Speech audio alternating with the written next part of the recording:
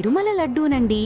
నన్ను గత వైసీపీ హయాంలో కల్తీ చేసి నా ప్రతిష్టకు భంగం కలిగించారనుకున్నా.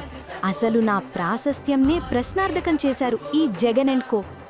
నేను కేవలం సగం నెయ్యి సగం ఏదైనా కలిపి కల్తీ చేశారనుకున్నా.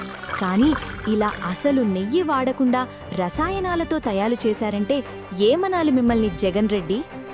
60 లక్షల కిలోల కల్తీ నెయ్యితో 20 కోట్ల కల్తీ లడ్డూలు చేసి ప్రసాదమని ఎలా పంచారసలు మీరు? నన్ను స్వామివారి దివ్య ప్రసాదం అనుకునే ఎంతోమంది భక్తులతో ఎంతో హానికరమైన ఎసిటిక్ యాసిడ్, బీటా క్యారటిన్ లాంటి రసాయనాలు తినిపించారంటే మీది మానవ జన్మే కాదు. ఈ పాపం మిమ్మల్ని ఊరికే వదలదు.